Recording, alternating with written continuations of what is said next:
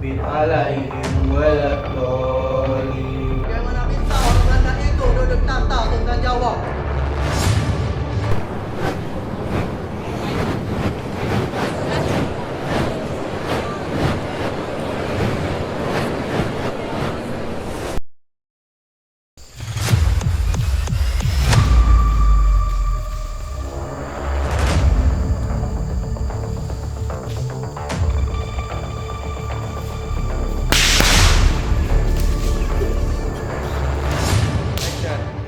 Pada tanggal 6 Desember 1822, Hamengkubuwono IV meninggal pada usia 19 tahun. Rakyat Jawa terancam sebab kekosongan kepemimpinan. Ratu Ageng dan Ratu Kencono selaku wali dari putra Hamengkubuwono IV meminta agar putranya segera dikukuhkan menjadi Hamengkubuwono V. Namun, karena usia putranya yang masih 2 tahun, terpaksa Pangeran Diponegoro dan Mangkubumi diangkat menjadi wali. Semua bermula ketika Resudan Baru Yogyakarta pengganti Nahyus Jonker Anthony Hendrik Mansert bertindak keterlaluan pada penunjukan Sultan pada Juni 1823.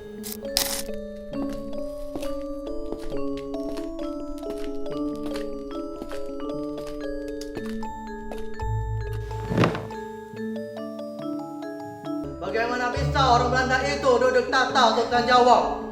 Sudahlah Mas, putraku sudah dikukuhkan. Bagaimanapun pemerintah Jawa masih di bawah kepemimpinan keraton. Ini penghinaan Kanjeng.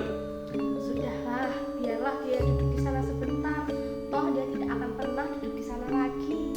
Pada 6 Mei 1823, para petani lokal yang menderita akibat penyalahgunaan penyewaan tanah oleh warga Belanda, Inggris, Prancis, dan Jerman melangsungkan aksi protes terhadap pihak Eropa, yang mana mengilhami aksi Van der Kapen untuk mengeluarkan dekret.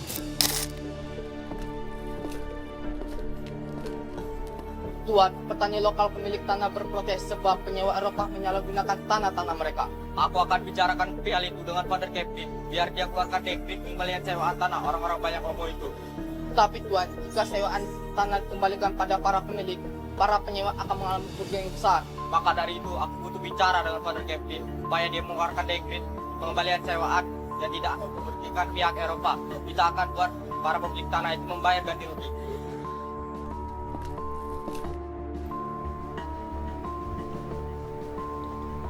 Sementara itu, Pangeran Diponegoro merasa muka sebab pihak keraton sangat dirugikan atas pengeluaran dekret pada 6 Mei. Ia kemudian memulai protes pada pihak keraton sebab Ratu Ageng tampak menerima dekret itu dan menyetujui aturan yang diberlakukan pihak Belanda.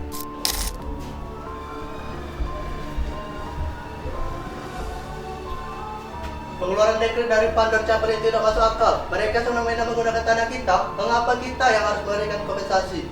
Sudahlah Diponegoro, masih untung mereka mengembalikan tanah-tanah itu. Lagi pula kita bisa mengelolanya kembali. Kita mendapatkan tanah kita, hak kita lagi. Setelahnya, Pangeran Diponegoro memutuskan untuk mencari solusi atas masalah serius tentang finansial keraton. Pajak kompetensi yang tertera dalam dekret 6 Mei membuat tanah-tanah sewaan milik keraton harus dikembalikan. Karenanya, keraton mesti mengeluarkan pajak kompetensi yang besar. Pangeran Diponegoro kemudian memutuskan untuk meminjam uang kepada seorang kapitan Tionghoa dan memutuskan hubungannya dengan pihak keraton karena merasa sudah tidak sepaham dengan pihak keraton. Pada pertengahan bulan Mei 1825, si Mansert memutuskan untuk memperbaiki jalan-jalan kecil di sekitar Yogyakarta. Namun, pembangunan jalan yang awalnya dari Yogyakarta ke Magelang melewati Muntilan dibelokkan melewati pagar sebelah timur Tegalrejo. Hingga pada salah satu sektor, patok-patok jalan yang dipasang orang-orang kepatihan melintasi makam para leluhur.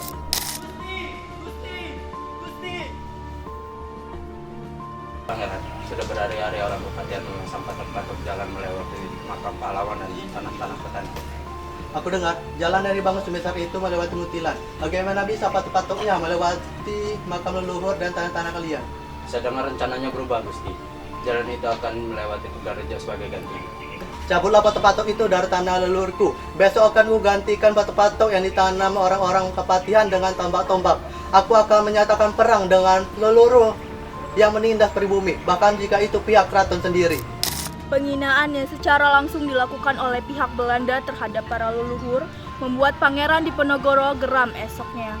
Sesuai janji Pangeran Diponegoro mengganti patok-patok jalan dengan tombak sebagai pernyataan perang. Pada hari Rabu 20 Juli 1825, pihak istana mengutus 2 bupati keraton senior Raden Temanggung Sindunogoro II dan Mas Aryo Mandoro yang memimpin pasukan Jawa Belanda untuk menangkap Pangeran Diponegoro dan Mangkubumi di Tegarrejo. Sebelum perang pecah, pasukan itu diperkuat dengan 1 pasukan keraton gabungan Belanda yang dibentuk oleh asisten Raden Cavalier.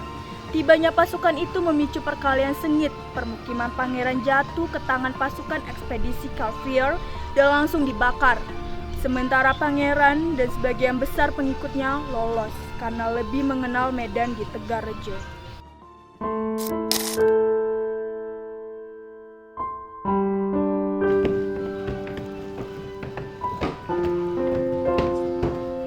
Siapa kalian? Hei, kalian siapa? Lepaskan! Cepat! Lepaskan! Hei, kalian siapa? Lepaskan!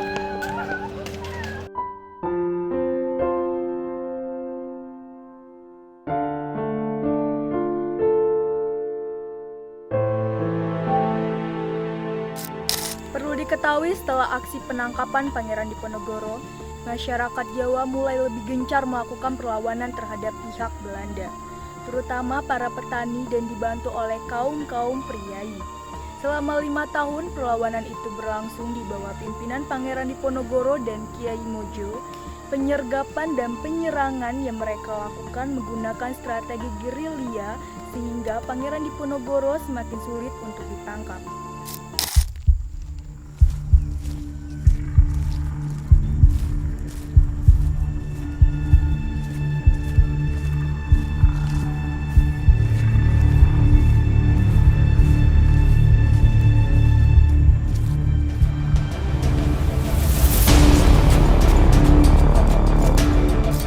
Suatu hari dalam diskusi perencanaan gerilya berikutnya, seorang pribumi datang kepada Pangeran Diponegoro untuk melaporkan informasi yang ia tahu tentang perkembangan situasi keraton. Min alaihim waladhdallin amin. Shadaqallahul azim. Gusti, saya mendengar pihak keraton semakin gencar memperlihatkan dukungan mereka terhadap orang-orang Belanda. Sebenarnya itulah yang aku khawatirkan. Selama ini pergerakan kita nyatanya tidak membuahkan hasil. Pihak keraton masih menutup mata dan telinga. Jangan berputus asa dulu Gusti, masih ada waktu. Untuk sekarang kita pikirkan apa yang menurut kita benar. Selebihnya kita serahkan kepada yang di atas. Kalau gitu kita lanjutkan penyergapan. Kita berdoa saja, semoga Allah Subhanahu wa Ta'ala memberikan mereka hidayah agar membuka mata. Amin. Amin. Gerilya kembali dilakukan. Perang sungguhan pecah. Orang-orang Belanda melakukan serangan balik. Jatuhnya korban jiwa tak bisa dielakkan. Pada akhirnya, pada 1832, seluruh raja dan bupati Jawa tunduk menyerah kepada Belanda. Akhir perang ini menegaskan penguasaan Belanda atas Pulau Jawa. Dan Pangeran Diponegoro akhirnya wafat 23 tahun kemudian pada tahun 1855.